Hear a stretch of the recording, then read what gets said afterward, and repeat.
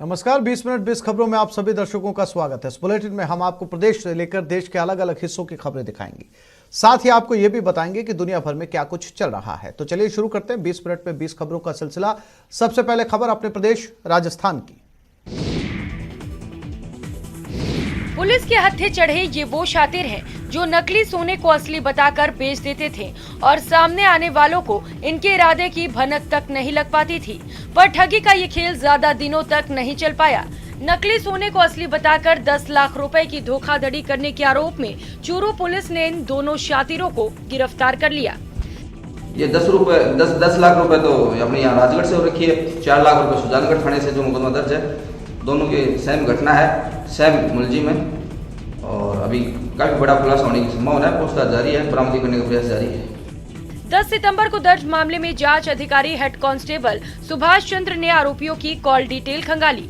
कड़ी से कड़ी जोड़ी गई, कवायद रंग लाई और आंख मिचौली के बाद दोनों आरोपियों को पुलिस ने लक्ष्मणगढ़ के बस स्टैंड से दस्तयाब कर लिया। पुलिस के मुताबिक पूछताछ में दोनों आरोपियों ने अपना गुनाह कबूल कर लिया है। जिनको साइबर सेल की मदद से लेकर लक्ष्मणगढ़ फतेहपुर गुजरात में तलाश की गई, वह लक्ष्मणगढ़ से जिनको बापरदा गिरफ्तार किया गया और अभी तफ्तीश जारी है। इनसे बड़े बड़े खुलासे होने की भी काफी संभावनाएं हैं। बूंदी के नैनवा के निवासी महावीर सैनी ने सपने में भी नहीं सोचा होगा कि वह ऐसे गंभीर रोग के भंवर में फंस जाएंगे जिससे निकलना उनके लिए जंग लड़ने से कम नहीं होगा। सैनी की दोनों किडनी खराब हो चुकी है, लेकिन इसका पता उन्हें तब चला जब वो जयपुर, कोटा और अहमदाबाद तक के अस्पतालों के चक्कर लगाकर लाखों रुपए खर्च कर चुके थे। जी हां, पीड़ित परिवार उधार लेकर 3.5 लाख रुपए खर्च कर चुका है। अब पीड़ित परिवार को चिकित्सकों ने बताया है कि महावीर की दोनों किडनी पूरी तरह से खराब हो चुकी है। ऐसे में केवल किडनी ट्रांसप्लांट किया जाना ही इकलौता रास्ता है।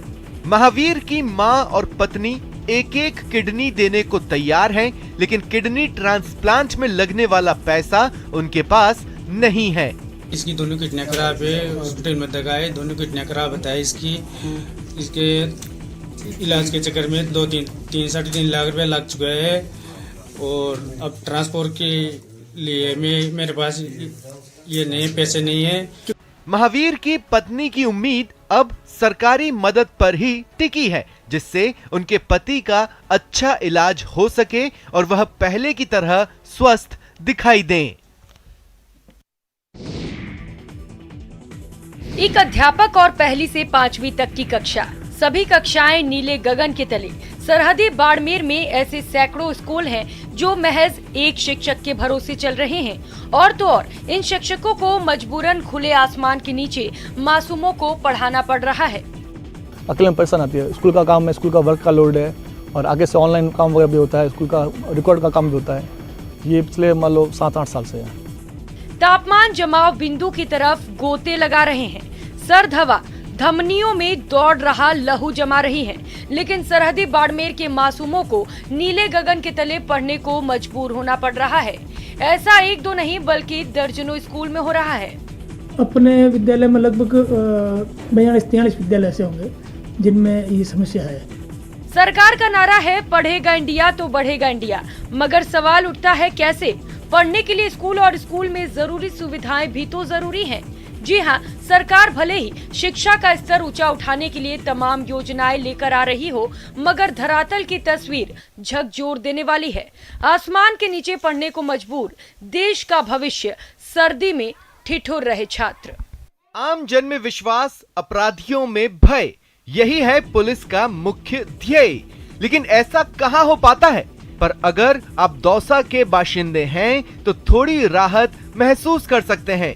दौसा पुलिस प्रदेश में तीसरे तो जयपुर रेंज में पहले नंबर पर काबिज है। जी हां, पेंडेंसी कम करने में दौसा पुलिस का रिपोर्ट कार्ड जिले वासियों को आश्वस्त कर रहा है। दरअसल जयपुर रेंज में 6 जिले शामिल हैं, जिसमें पेंडेंसी कम करने में दौसा की सबसे बेस्ट परफॉर्मेंस रही है। गौरतलब है कि पुलिस विभाग की मीटिंग में पेंडेंसी कम करने पर खासा जोर दिया जाता है ताकि लोगों को समय पर न्याय मिल सके। साल 2021 में पुलिस मुख्यालय ने 10% से कम पेंडेंसी करने पर जोर दिया था, जिसमें कई जिले सफल रहे लेकिन अधिकतर असफल रहे। पूरे राजस्थान में 24% मामले अभी भी पेंडेंसी में चल रहे हैं। सिर्फ 4 जिले ही ऐसे हैं जिनकी पेंडेंसी 10% से कम है और दौसा ऐसे ही जिलों में शुमार है। देख लेते हैं कुछ अन्य राज्यों की महत्वपूर्ण खबरें। सरेआम संग्राम, और वो भी पुलिस की मौजूदगी में। ऐसा नहीं कि पुलिस वाले हाथ पर हाथ धरे बैठे हैं, वो अपनी मौजूदगी दर्ज कराने की कोशिश कर रहे हैं, लेकिन उनकी हर कोशिश बेअसर साबित हो रही है। पुलिस की बेबसी की ये तस्वीरें उत्तर प्रदेश के फतेहपुर से आई है, जहां जमीन विवाद को लेकर 2 गुटों में खूनी भिड़ंत हो गई। संघर्ष का वीडियो सोशल मीडिया पर तेजी से वायरल हो रहा है। हैरानी की बात तो यह है कि पुलिस की मौजूदगी में दोनों पक्ष एक दूसरे पर ईंट पत्थर चला रहे हैं। इस दौरान पुलिस वाले दोनों गुटों के लोगों को रोकने की कोशिश कर रहे हैं, लेकिन हमलावर पुलिस कर्मियों की एक नहीं सुन रहे। इस मारपीट में दोनों पक्ष से करीब 7 लोग घायल बताए जा रहे हैं, जिन्हें इलाज के लिए नजदीकी अस्पताल में एडमिट कराया गया है। घटना बकेवर थाना क्षेत्र के मुसाफा गांव की है। पुलिस ने इस मामले में दोनों पक्षों की तहरीर के आधार पर मुकदमा दर्ज कर कार्रवाई शुरू कर दी है। उत्तर प्रदेश के बस्ती जिले में अपराधी आतंक का पर्याय बन चुके हैं। अपराधियों पर अंकुश लगाने में बस्ती जिले की गौर और पैकौलिया पुलिस साफ तौर पर नाकाम साबित हो रही है। पैकौलिया थाना क्षेत्र के हिस्ट्री शीटर ने गौर थाना के बभनान बाजार में दिन दहाड़े आतंक मचाया। पहले हिस्ट्री शीटर ने युवकों की अपने साथियों के साथ पिटाई की और फिर 2 मोटरसाइकिल को आग के हवाले कर दिया। तौहीद और उनके साथी आरिफ अपनी मोटरसाइकिल से कस्बा बभनान के चौराहे हरैया की तरफ जा रहे थे। उसी दौरान पारस यादव अपने 6-7 साथियों के साथ इन दोनों के ऊपर हमला करके इनको दोनों को बुरी तरह से मारा पीटा।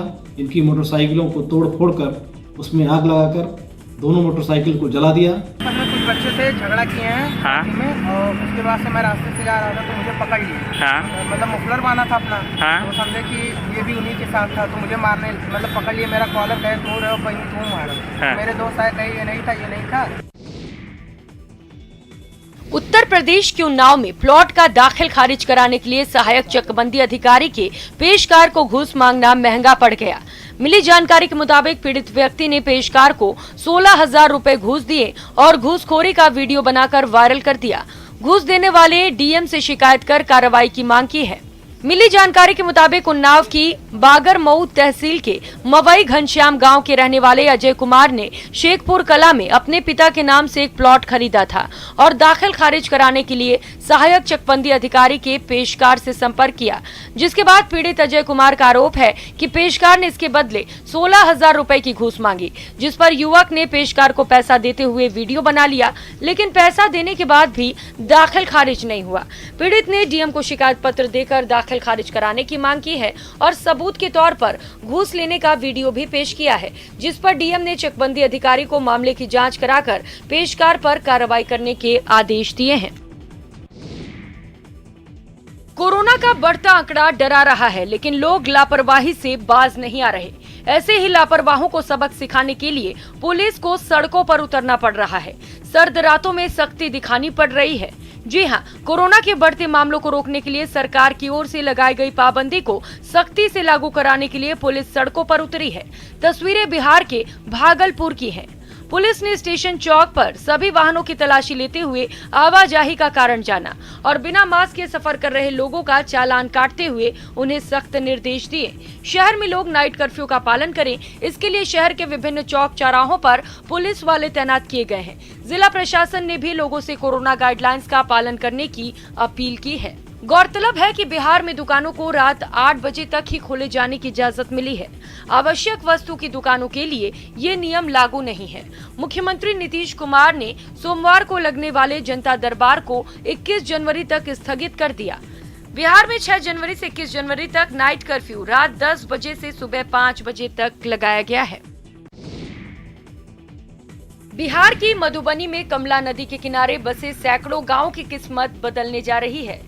कमोबेश हर साल भीषण बाढ़ की तबाही झेलने वाले इन गांवों को नए साल में न सिर्फ बाढ़ की तबाही से निजात मिलने वाली है, बल्कि इन गांवों तक पक्की सड़क भी पहुंचने वाली है। दरअसल नया साल शुरू होते ही कमला नदी के पूर्वी और पश्चिमी दोनों तटबंधों का चौड़ीकरण और उसके ऊपर पक्की सड़क का निर्माण कार्य जोर शोर से शुरू हो चुका है। सीएम नीतीश कुमार ने हाल ही में जल संसाधन विभाग की करीब 325 करोड़ की लागत वाली इस परियोजना का ऑनलाइन शिलान्यास किया था। ये कमला नदी के किनारे ये पूर्वी बांध पर अभी मैं हूँ। यहाँ से दरभंगा से लेकर जयनगर तक पूर्वी और पश्चिमी दोनों बांध पर 40-40 किलोमीटर यानी 80 किलोमीटर लंबी जो यहाँ तटबंध है उसका चौड़ीकरण होने के बाद उसके ऊपर पक्की सड़क का निर्माण होना है। और इससे यहाँ इस इलाके में अभी तक इस बिहार इलाके में यहाँ के जो स्थानीय लोग हैं उनको आवाजाही में काफ़ी परेशानी होती थी।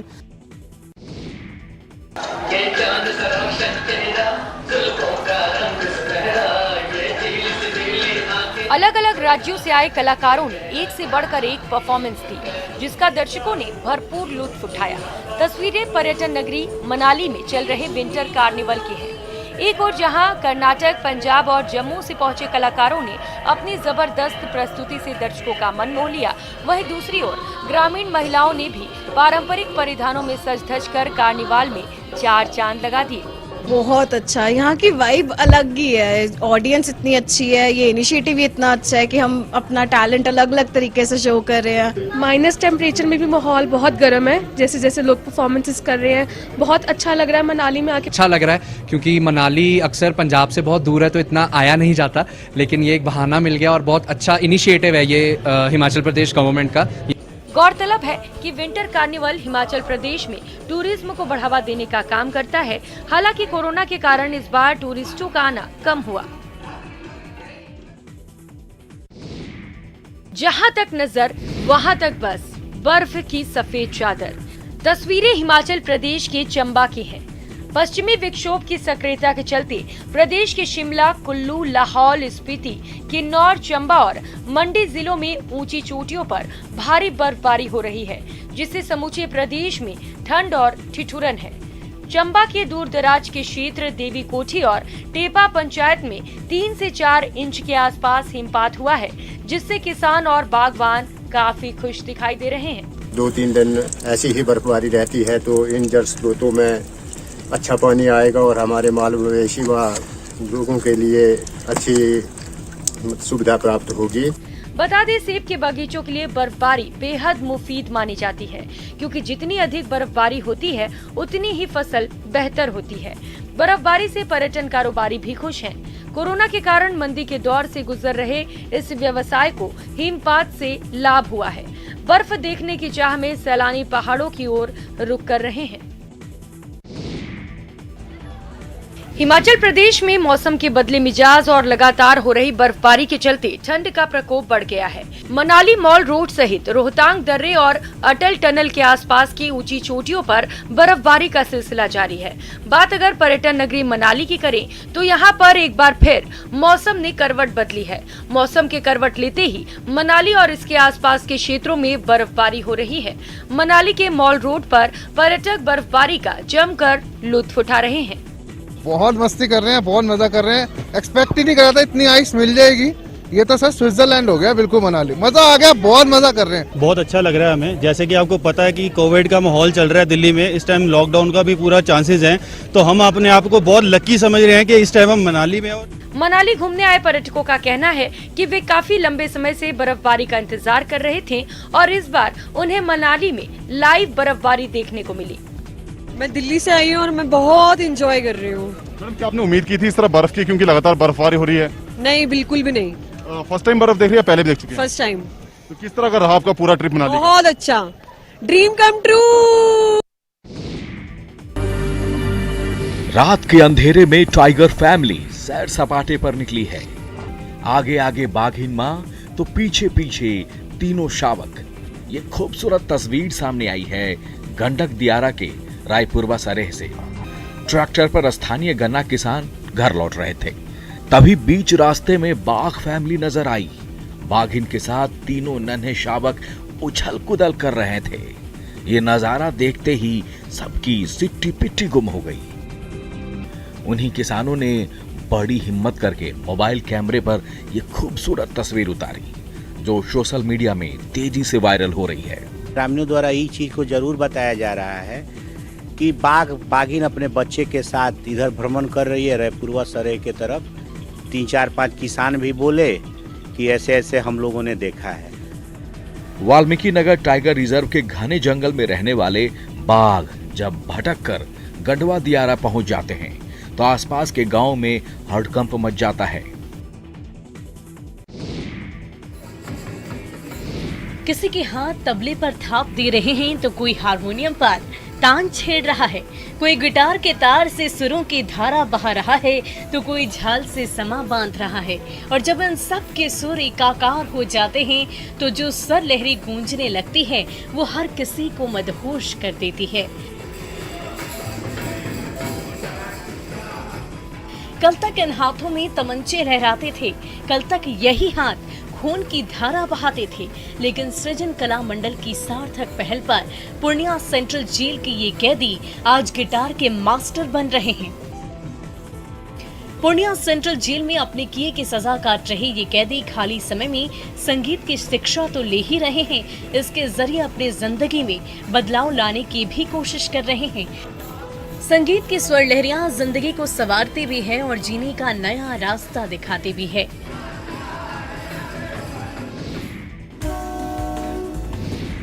मिथिलांचल के लोग जल्द ही नेपाल तक जाने के लिए ट्रेन के सफर का आनंद ले सकेंगे।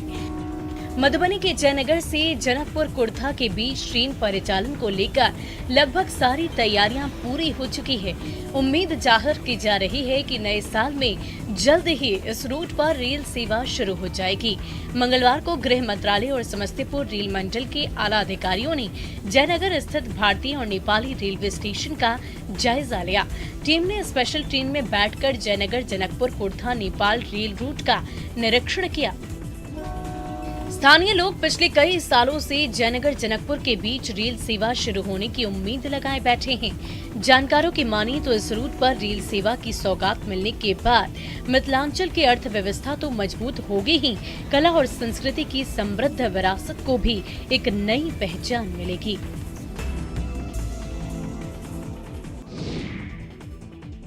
बात कर लेते हैं कुछ अंतर्राष्ट्रीय खबरों की।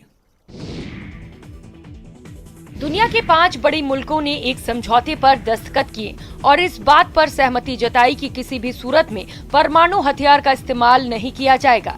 इन 5 देशों में अमेरिका, रूस, चीन, ब्रिटेन और फ्रांस हैं।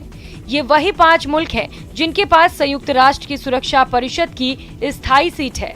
सबसे अहम बात यह है कि 5 देशों के समझौते की जानकारी रूस की तरफ से दी गई। पिछले कुछ महीने में यूक्रेन और रूस के बीच जंग की चर्चाएं तेज हैं। रूस की सेनाएं यूक्रेन की सीमा के पास मौजूद हैं। यहाँ तक कि अमेरिका भी रूस को लगातार जंग से बचने की नसीहतें देता रहा, लेकिन 5 महाशक्तियों के परमाणु जंग से तौबा करने वाला समझौता रूस ने ही जारी किया। साथ में इस बात पर भी सहमति बनी कि ये 5 देश ऐसे मुल्कों को भी भरोसे मिलेंगे जिनके पास परमाणु शक्ति है, ताकि दुनिया में कहीं भी परमाणु जंग को टाला जा सके। करीब 37 साल पहले अमेरिका के तबके के राष्ट्रपति रोनाल्ड रीगन और सोवियत संघ के राष्ट्रपति मिखाइल गोर्बाचेव ने कहा था कि परमाणु युद्ध कभी शुरू नहीं होना चाहिए, क्योंकि परमाणु युद्ध कोई जीत ही नहीं सकता। और उसी बात को संयुक्त राष्ट्र सुरक्षा परिषद के 5 स्थायी सदस्य देशों ने दोहराया, जिनके पास दुनिया के कुल परमाणु हथियारों का 90% स्टॉक है। कजाकिस्तान में तेल की कीमतों में बढ़ोतरी को लेकर जारी हिंसक विरोध प्रदर्शन की वजह से सरकार को इस्तीफा देना पड़ा। कजाकिस्तान के प्रधानमंत्री अस्कर ममीन ने बुधवार को राष्ट्रपति कसीम जोमार्ट तोकायेव को इस्तीफा भेजा, जिसे स्वीकार कर लिया गया। राष्ट्रपति ने आली खान समाइलोव को कार्यवाहक प्रधानमंत्री भी नियुक्त कर दिया है। इसके साथ ही देश में 5 जनवरी से 19 जनवरी तक इमरजेंसी लगा दी गई है। इससे पहले प्रदर्शनकारियों को शांत कराने के लिए पुलिस ने लाठीचार्ज के साथ आंसू गैस का भी इस्तेमाल किया। मंगलवार को सरकार ने एलपीजी की कीमतों पर लगी सीमा हटाकर इसे कंपनियों के हवाले कर दिया था। इसके बाद तेल की कीमतों में तेजी से बढ़ोतरी हुई, जिस वजह से देश में बहुत बड़े पैमाने पर विरोध प्रदर्शन किया गया। आंदोलन की शुरुआत मांगिस्ताओ प्रांत से हुई, जिसके बाद सारे देश में विरोध प्रदर्शन शुरू हो गए। हिंसक विरोध प्रदर्शन को लेकर राष्ट्रपति तोकायेव ने कहा है कि सरकारी ऑफिसों पर हमला करना पूरी तरह से गलत है। हम एक दूसरे के बीच भरोसा और बातचीत चाहते हैं, विवाद नहीं। अफगानिस्तान के तालिबान शासन के खिलाफ महिलाओं के गुस्से के बीच वहां से एक हैरान करने वाला वीडियो सामने आया, जिसमें एक आदमी महिलाओं की पुतलों की गर्दन को काटता नजर आया, जो सोशल मीडिया पर तेजी से वायरल होने लगा। ये वीडियो अफगानिस्तान के हेरात का बताया गया, जिसमें एक आदमी दुकानों में इस्तेमाल होने वाले महिलाओं के पुतलों का सर धड़ से अलग करता दिखाई दिया। इस दौरान आसपास खड़े लोग हंसते रहे और वो आदमी पुतलों को तालिबानी सजा देता रहा। एक के बाद एक सभी पुतलों के साथ यही किया गया। नीचे उनके कटे हुए सिरों का ढेर लग गया। ये वो पुतले थे जो दुकानों में कपड़ों का प्रदर्शन करने के लिए खड़े कर दिए जाते हैं, लेकिन तालिबान के राज में इन बेजान पुतलों को भी मौत की सजा दी जाने लगी। इससे पहले लोगों के चाल चलन पर नजर रखने वाले तालिबान के एक मंत्रालय ने महिलाओं के इन पुतलों को गैर इस्लामी बताते हुए इन्हें हटाने के निर्देश दिए थे। अर्जेंटीना के नॉर्थ पैटागोनिया से हैरान करने वाली तस्वीरें सामने आईं। वहां पोएटा मादरीन इलाके के जंगल में आग भड़क उठी। दरअसल ये इलाका यूनेस्को की वर्ल्ड हेरिटेज साइट में शामिल है और इसी वजह से फौरन उसे बुझाना जरूरी हो गया। रात के वक्त जब आग लगने की खबर मिली तो आसपास के लोगों ने उस पर रेत और पानी डालकर बुझाने की कोशिश की, लेकिन वे उनके काबू में नहीं आई, जिसके बाद सुबह होते ही दमकल की टीम ने मोर्चा संभाला, लेकिन तब तक इसने जंगल का एक बड़ा हिस्सा तबाह कर दिया था, जिसे बुझाने के लिए उन लोगों ने जंगल के अंदर जाकर मुआयना किया। बताया गया कि आग पर काबू पाने के लिए कई घंटों तक जोर आजमाइश की गई। हालांकि उसके काफी देर बाद तक भी लोगों को धुएं से निजात नहीं मिली। अफ्रीकी देश सूडान में सैन्य शासन के खिलाफ सड़कों पर उतरी भीड़ की सुरक्षा बल के साथ हिंसक झड़प देखी गई। वहां सेना ने 25 अक्टूबर को तख्ता पलट कर दिया था। तब से ही लोकतंत्र के समर्थन में प्रदर्शन हो रहे हैं, जो कि अंतरिम प्रधानमंत्री के इस्तीफा देने के बाद भी नहीं रुके, क्योंकि सैकड़ों की भीड़ एक बार फिर राजधानी खर्तूम की सड़कों पर उतरी और प्रदर्शन शुरू कर दिया। लेकिन जल्दी ही ये प्रदर्शन हिंसक झड़प में बदल गया। लोगों को रोकने के लिए तैनात सुरक्षा बल ने उन पर आंसू गैस के गोले दागने शुरू कर दिए। इस कार्रवाई के बाद तो वहां भगदड़ मच गई। सामने आई तस्वीरों में लोग इधर उधर भागते नजर आए। इतने गोले दागे गए कि सड़क जंग का मैदान नजर आने लगी। हालांकि लोग पीछे भी नहीं हटे, उन्होंने भी सुरक्षा बल का मुकाबला शुरू कर दिया। सड़कों पर टायर रखकर आग लगा दी गई। गुस्साए लोगों ने देश में लोकतंत्र की बहाली तक प्रदर्शन जारी रखने की चेतावनी दी। हालांकि बाद में ताकत के जोर पर लोगों को खदेड़ दिया गया। इस झड़प में कई प्रदर्शनकारी घायल भी हुए, जबकि कईयों को हिरासत में